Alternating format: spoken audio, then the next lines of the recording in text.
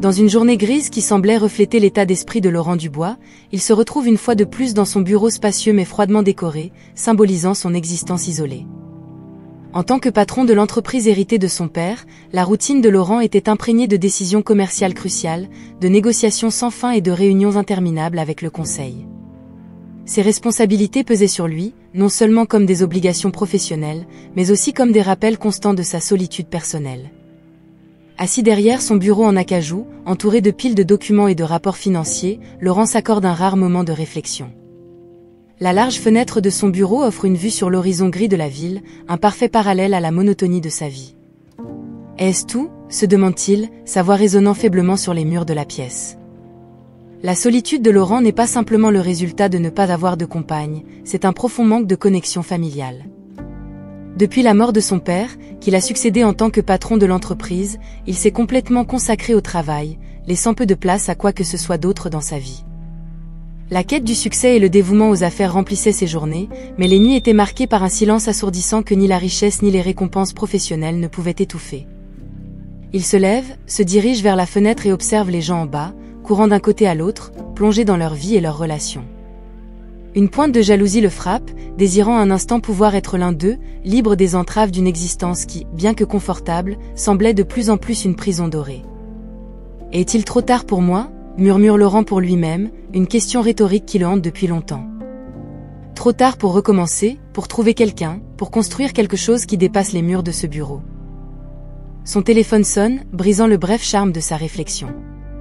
Il hésite avant de répondre, sachant qu'à l'autre bout du fil, il n'y a que plus de demandes, plus de décisions à prendre. Avec un soupir résigné, Laurent retourne à sa chaise, à son bureau, à son travail. Mais le poids de la solitude demeure, un rappel constant d'une vie non vécue et de rêves non réalisés. À la fin d'une autre journée épuisante, tandis que Laurent Dubois rangeait les documents éparpillés sur son bureau, ses doigts ont touché quelque chose d'inattendu caché entre les rapports et les contrats. C'était une vieille photographie, légèrement décolorée sur les bords, mais encore assez vive pour susciter un tourbillon d'émotions. C'était une photo de Marguerite, capturée dans un moment de rire spontané, avec les cheveux au vent et les yeux brillants de bonheur. Marguerite, son grand amour perdu, qui avait disparu de sa vie aussi mystérieusement qu'elle était entrée. Tenant la photo avec des mains tremblantes, Laurent fut envahi par une vague de nostalgie et de remords.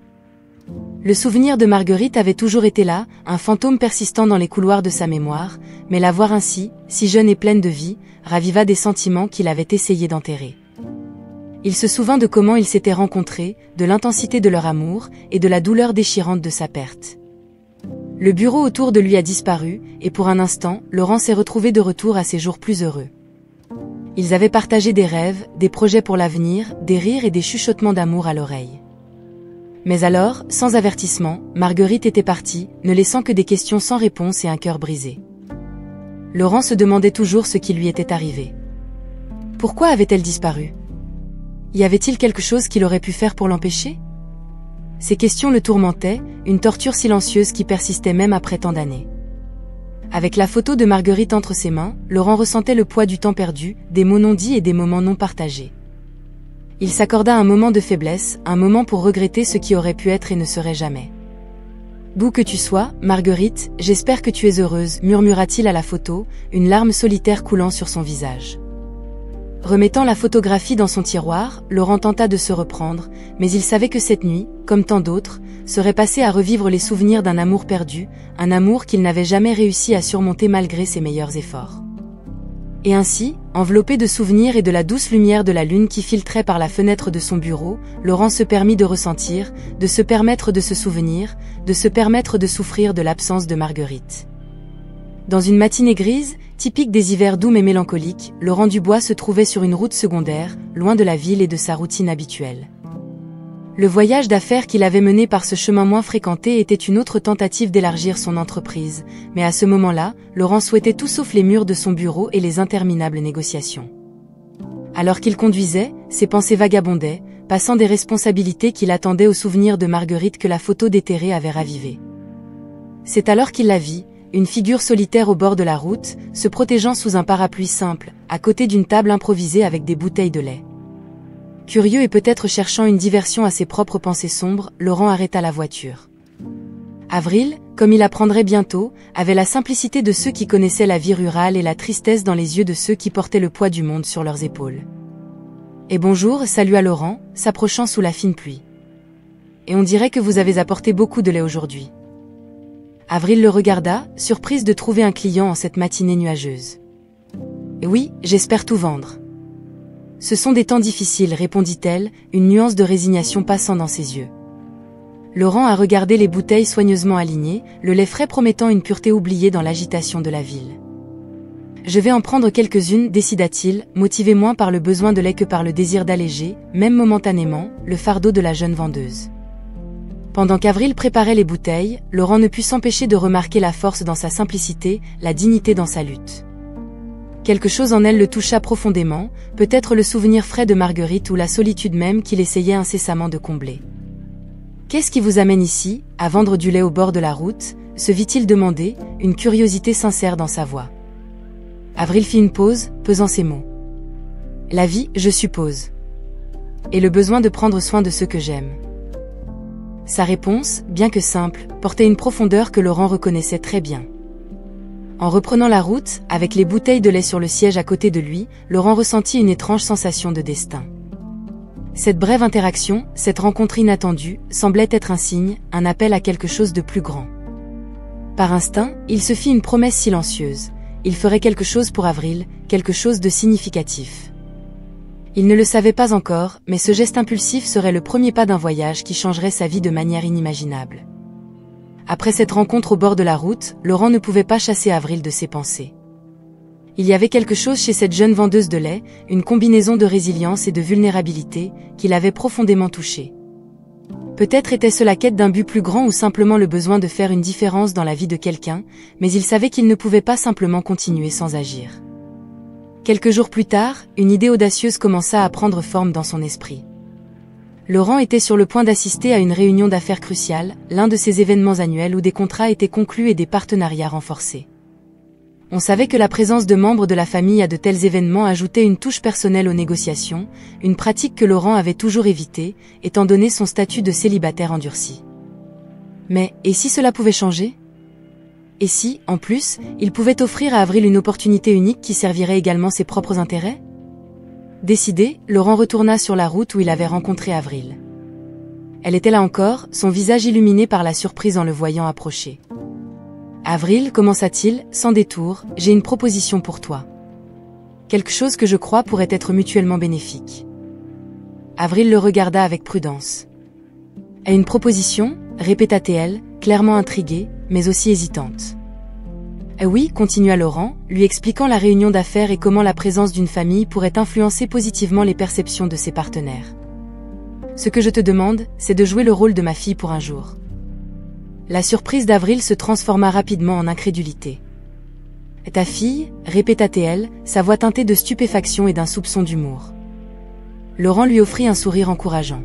« Parce que je crois que tu possèdes la force et la dignité que j'admire. Et bien sûr, tu seras rémunéré pour ta participation. » Avril pesa la proposition pendant un long moment, la tentation claire dans ses yeux. Après tout, les besoins financiers de sa famille pesaient lourdement sur ses épaules, une réalité constante qui la poussait à vendre du lait au bord de la route. « Et que devrais-je faire ?» demanda-t-elle, une décision commençant à se former dans son esprit. Laurent expliqua les détails, assurant à Avril qu'il s'agirait simplement de sa présence, ne lui demandant pas plus que de suivre les conversations et de participer au dîner. « Tout ce que je te demande, c'est d'être toi-même. C'est aussi simple que ça. » Après une brève hésitation, marquée par un profond soupir, Avril accepta. « Et d'accord, dit-elle, mêlant résolution et nervosité dans sa voix. Et je le ferai. Pour ma famille. » Ainsi, avec une poignée de main, ils scellèrent l'accord. Laurent ne le savait pas à ce moment-là, mais cette décision impulsée, née d'une rencontre fortuite au bord de la route, était sur le point de déclencher une série d'événements qui transformeraient non seulement la vie d'Avril, mais aussi la sienne, de façon qu'il n'aurait jamais pu imaginer. Dans les jours précédant la réunion d'affaires, Laurent et Avril se sont plongés dans les préparatifs avec une détermination qui les a surpris tous les deux. La première étape a été une visite à une boutique de haute couture, où Avril devait choisir une robe pour l'occasion. Laurent a observé, un peu déplacé parmi les tissus luxueux et les pièces de créateurs, pendant qu'Avril essayait différents modèles sous l'œil attentif de la conseillère en mode. Chaque robe révélait une nouvelle facette d'Avril, et Laurent ne pouvait s'empêcher d'admirer la transformation. Quand ils ont finalement choisi une élégante robe bleue qui mettait en valeur les yeux d'Avril, Laurent a réalisé l'importance de ce moment non seulement pour les affaires, mais aussi pour Avril elle-même. Ensuite, est venue la tâche de répéter leurs histoires. Ils se sont retrouvés dans un café tranquille où, autour de tasses de café encore fumantes, Laurent a commencé à esquisser la narration de leur famille. Disons que tu as étudié à l'étranger pendant quelques années et a suggéré Laurent, observant la réaction d'Avril. Cela expliquerait ton absence lors des événements précédents et donnerait un côté mystérieux. Avril, de son côté, a contribué avec ses propres idées, surprenant Laurent par sa perspicacité et sa rapidité d'esprit. Et si j'étais volontaire dans une ONG, a-t-elle proposé. Cela ajouterait une couche de compassion à mon personnage. Laurent a été impressionné et a accepté. Entre les gorgées de café et les échanges d'idées, une véritable connexion a commencé à se former entre eux. Laurent, habitué à maintenir une distance émotionnelle avec les gens, s'est retrouvé à partager des histoires personnelles avec Avril, y compris des souvenirs chers de son père et même des fragments de sa vie avec Marguerite. Avril, quant à elle, a parlé de sa famille, de ses rêves et des difficultés qu'elle rencontrait, révélant une force et une résilience que Laurent a profondément admirées.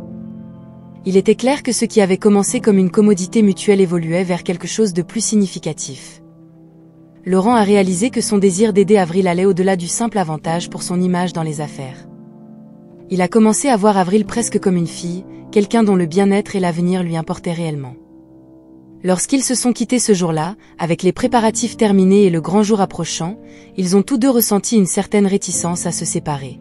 « Merci, Laurent » a dit Avril, les yeux brillants de gratitude. « Pour tout. » « De rien, Avril » a répondu Laurent, avec un sourire tendre. « On va déchirer cette réunion. » Ce soir-là, alors que Laurent passait en revue les événements de la journée, il ne pouvait s'empêcher de sentir que, quel que soit le résultat de la réunion, il avait déjà gagné quelque chose de valeur inestimable, une véritable connexion humaine, et peut-être, un aperçu de ce que pourrait être une famille. Le jour de la réunion d'affaires, le soleil a finalement percé les nuages gris, baignant la ville d'une lumière dorée qui semblait présager le succès.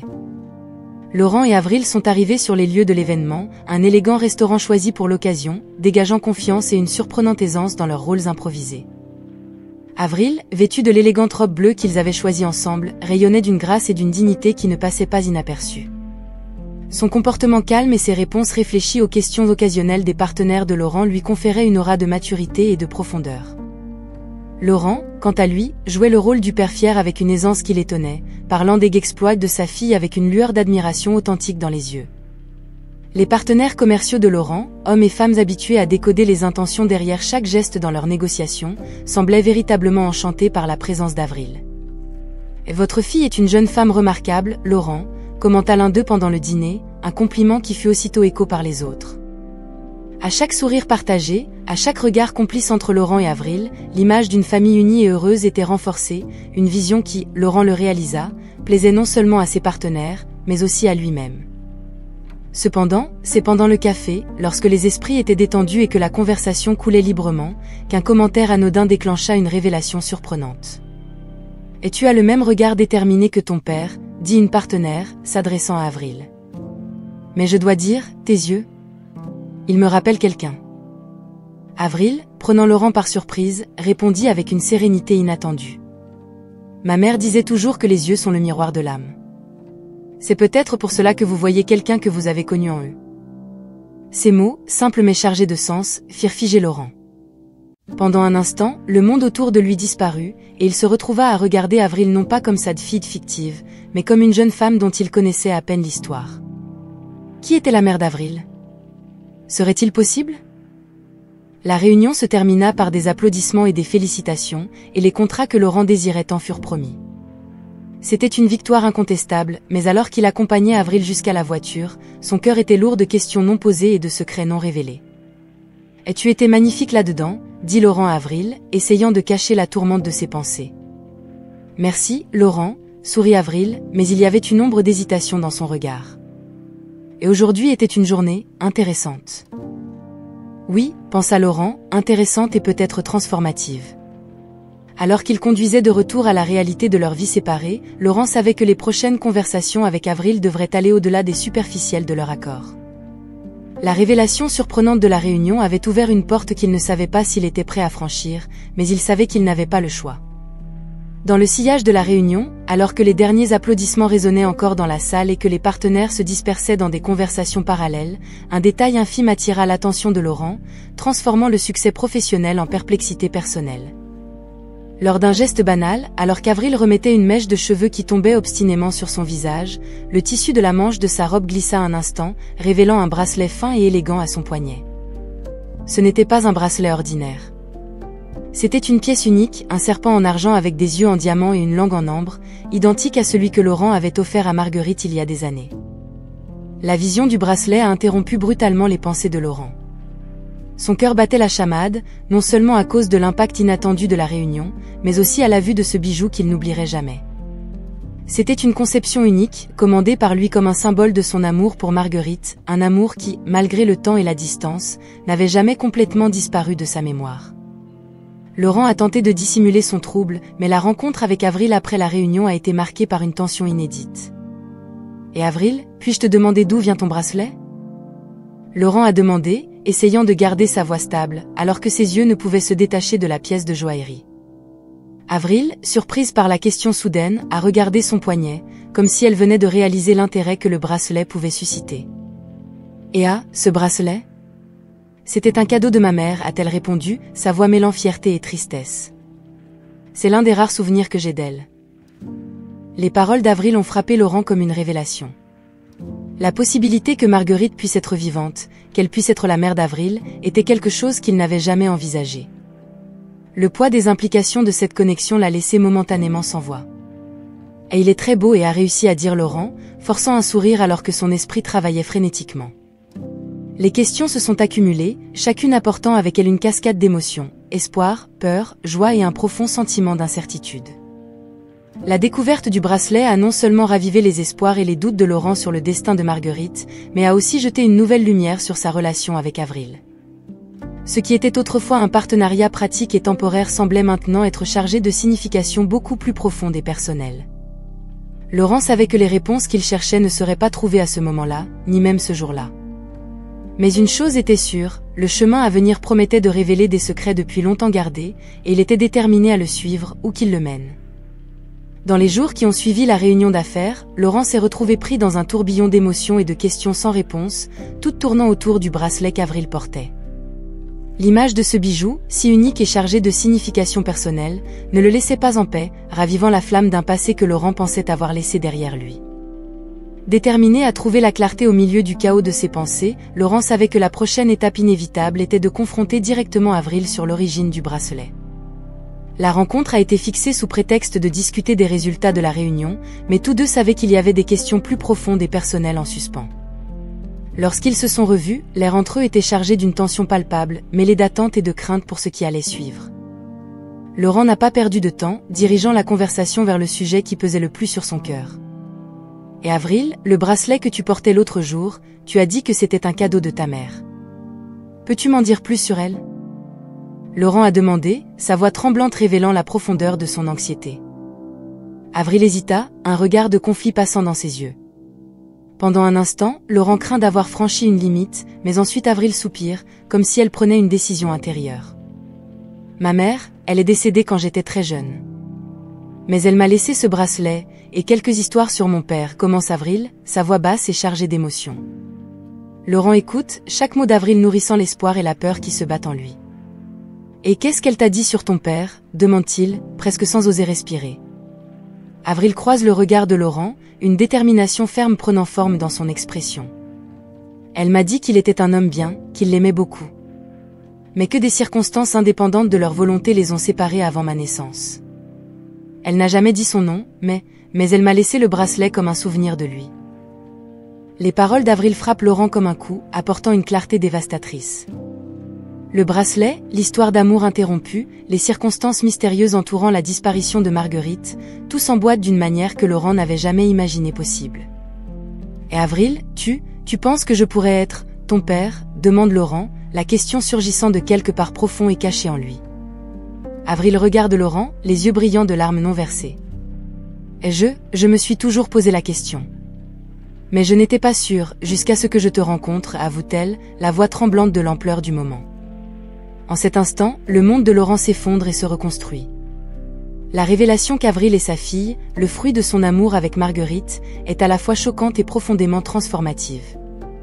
Tout ce qu'il croyait savoir sur sa vie, sur la perte de Marguerite et le vide qui a suivi, est maintenant sous un nouveau jour. Avec la confession d'Avril, les pièces du puzzle de ces dernières années commencent à se mettre en place, apportant non seulement des réponses, mais aussi une sensation écrasante de but et de connexion que Laurent n'avait jamais ressentie. Alors qu'ils sont assis ensemble, père et fille, unis par une vérité depuis longtemps enfouie, Laurent sent les fondations de son existence changer de manière irrévocable. Le chemin à parcourir serait rempli de défis, mais pour la première fois depuis de nombreuses années, Laurent se sent prêt à les affronter, non pas seul, mais avec sa fille à ses côtés. Avec la révélation qu'Avril est sa fille, Laurent ressent un poids immense et une détermination ardente à démêler le mystère entourant la disparition de Marguerite et les circonstances qui ont conduit Avril à être avec lui maintenant. La nouvelle agit comme un catalyseur, le poussant à chercher des réponses aux questions qui l'ont tourmenté pendant des années. Il sait que ce ne sera pas facile, que le chemin à parcourir sera rempli de découvertes douloureuses et de confrontations difficiles, mais le besoin de comprendre, et d'une certaine manière, de réparer les erreurs du passé est plus fort que toute hésitation qu'il pourrait ressentir. Laurent commence sa recherche en se tournant vers les seuls qui pourraient avoir des informations sur Marguerite après sa disparition, sa propre famille. Malgré sa relation distante avec eux, surtout après avoir pris la direction de l'entreprise familiale, Laurent sait qu'il est temps de confronter ses parents sur le passé. La conversation qui suivit fut l'une des plus difficiles de sa vie. Au début, ses parents se montrèrent réticents, mais l'insistance de Laurent, motivé par l'amour pour sa fille récemment découverte et le désir de justice pour Marguerite, finit par briser le mur de silence qu'ils avaient érigé. À son horreur, Laurent découvrit que ses parents avaient joué un rôle significatif dans la disparition de Marguerite. Animés par des préjugés et par l'obsession du bien de la famille, ils avaient tout fait pour séparer Laurent de Marguerite, pensant qu'elle n'était pas digne de lui. Les vérités déterrées lors de cette conversation furent dévastatrices. Laurent apprit que Marguerite avait été poussée à le quitter, confrontée à des menaces voilées pour sa sécurité et son bien-être. Et plus douloureux encore fut de découvrir qu'elle était enceinte d'Avril à l'époque, un fait que Marguerite avait choisi de garder secret pour protéger l'enfant des grands-parents manipulateurs. Se sentant trahi par sa propre famille, Laurent lutta pour assimiler les révélations. Chaque mot confirmait non seulement l'amour et l'intégrité de Marguerite, mais aussi la cruauté et l'égoïsme de ceux qui l'appelaient famille. Le choc et la tristesse, cependant, n'entamèrent pas sa détermination. Maintenant, plus que jamais, Laurent était déterminé à faire ce qui était nécessaire pour compenser Avril pour les années de séparation et l'injustice commise contre sa mère. Avec Avril à ses côtés, Laurent entreprit la tâche de reconstruire les ponts qui avaient été brûlés, tant au sein de sa famille que dans son cœur. Il savait que le chemin vers la rédemption serait long et parfois douloureusement difficile, mais la présence d'Avril apportait une nouvelle lumière dans sa vie, le guidant à travers les ténèbres du passé vers un avenir de possibilités et d'espoir. La quête de réponse sur Marguerite non seulement révéla les vérités cachées par sa famille, mais ouvrit également un nouveau chapitre dans sa vie, un où les liens de sang et d'amour constitueraient la base d'un nouveau départ.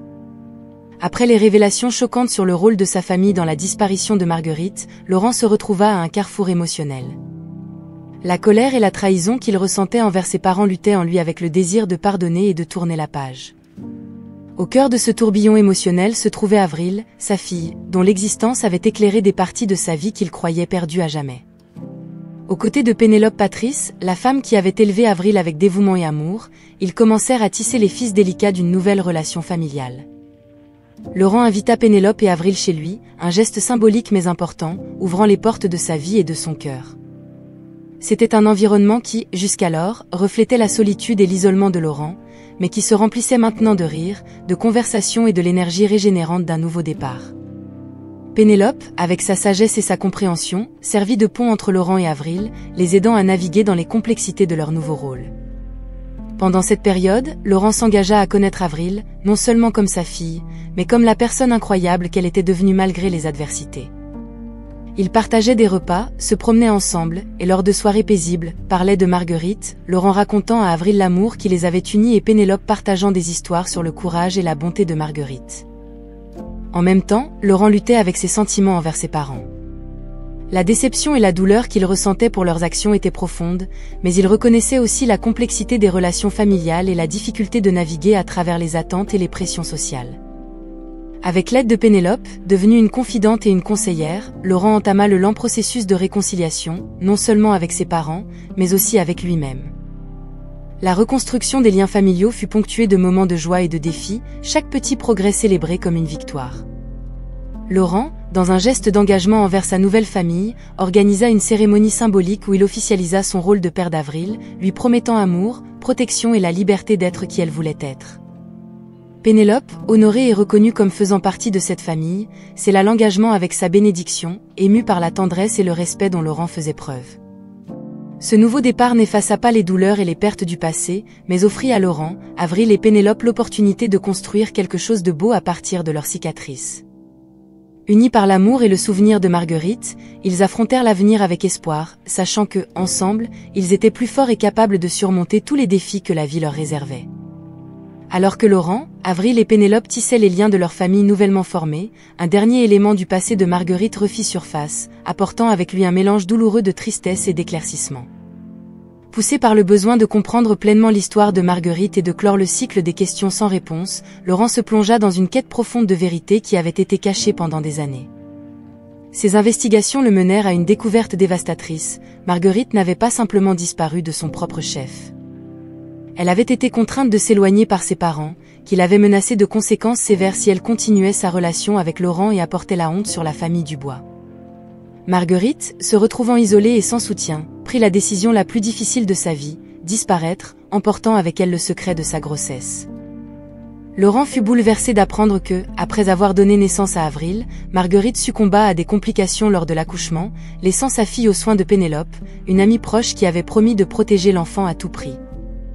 Le courage de Marguerite face à de telles adversités et son amour inébranlable pour sa fille, même dans ses derniers instants, touchèrent profondément Laurent, le remplissant d'un mélange d'admiration, de deuil et d'une colère renouvelée envers les actions injustes de ses parents. Armé de la vérité complète, Laurent confronta une fois de plus ses parents, exigeant des réponses et la responsabilité de leurs actes qui avaient causé tant de souffrance. Bien que la confrontation ait été tendue et émotionnelle, elle fut une étape nécessaire dans le processus de guérison de Laurent, lui permettant d'exprimer sa douleur et sa déception. Avec le passé enfin révélé dans toute sa cruauté, Laurent se tourna vers l'avenir, déterminé à réparer, autant que possible, les dommages causés par sa famille. Il s'engagea à prendre soin de Pénélope, la reconnaissant non seulement comme la sauveuse de sa fille, mais aussi comme une partie intégrante de sa vie et de l'histoire de Marguerite. Ensemble, ils envisagèrent comment ils pourraient honorer la mémoire de Marguerite, en veillant à ce que son esprit vive à travers l'amour et l'unité de leur famille.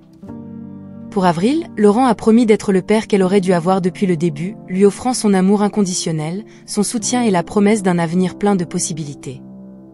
Il s'est engagé à construire une relation basée sur la confiance, le respect mutuel et la compréhension, un témoignage vivant de l'héritage d'amour et de force de Marguerite.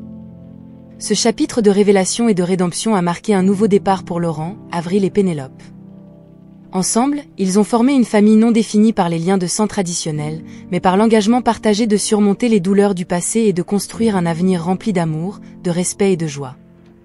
Le voyage de Laurent à la recherche de vérité et de rédemption, bien qu'entaché de moments de profonde tristesse, lui a également offert l'opportunité de faire la paix avec son passé et d'embrasser un avenir plein d'espoir aux côtés de sa fille et de Pénélope. Dans la quiétude d'un cimetière couvert par le doux manteau du crépuscule, Laurent, Avril et Pénélope marchaient côte à côte, unis par une tristesse partagée, mais aussi par un espoir renouvelé.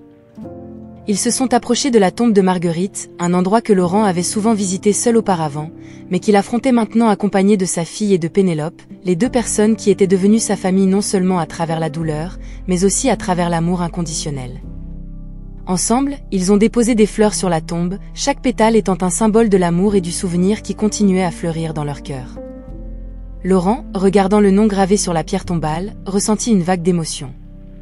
Pendant si longtemps, le souvenir de Marguerite avait été une source de douleur et de regret, mais maintenant, entouré d'Avril et de Pénélope, il commençait à réaliser que Marguerite n'était jamais vraiment partie. Elle vivait à travers Avril, à travers les histoires partagées, et dans les liens qui les unissaient maintenant. Avril, tenant la main de Laurent, parla doucement, ses mots brisant le silence. « Maman, je sais que nous n'avons jamais eu la chance de nous rencontrer, mais je sens ta présence tous les jours. Tu nous as donné le plus grand cadeau, l'un l'autre. » Les larmes qui brillaient dans ses yeux témoignaient de la force de l'amour qui transcende la barrière de la mort. Pénélope, avec une sérénité venant de l'acceptation et de la paix trouvée dans la foi, partagea ses propres mots de gratitude et d'espoir. Marguerite, ta lumière nous a guidés jusqu'ici. Ta courage et ton amour continuent à nous inspirer. Aujourd'hui, nous sommes une famille, unis par des liens que le temps et la tristesse ne peuvent briser. Inspiré par la force d'Avril et de Pénélope, Laurent trouva les mots pour exprimer sa propre traversée de la douleur vers l'acceptation. Marguerite, pendant longtemps, j'ai lutté pour trouver la paix, pour comprendre le dessein derrière notre séparation. Mais je vois maintenant que notre amour a créé quelque chose d'éternel, notre fille, notre famille. Tu seras toujours avec nous, à chaque pas que nous faisons, à chaque rire que nous partageons. Merci de m'avoir enseigné la vraie signification de l'amour et de la rédemption. Debout devant la tombe de Marguerite, Laurent, Avril et Pénélope se serrèrent dans les bras, trouvant du réconfort dans la chaleur de leur union. Ils savaient que, malgré la perte et la tristesse, ils avaient été guidés jusqu'à ce moment de guérison et de renouveau. L'histoire de leur vie, tissée par le destin, était un témoignage du pouvoir de la foi, de l'espoir et surtout, de l'amour indéfectible. Le soleil se coucha à l'horizon, teintant le ciel de couleurs vibrantes, un rappel que même dans les moments les plus sombres, la lumière peut surgir d'où on ne l'attend pas. Et alors que la nuit commençait à tomber, Laurent, Avril et Pénélope quittèrent le cimetière non pas comme des individus marqués par la tristesse, mais comme une famille renforcée par l'adversité et unie par les liens éternels de l'amour.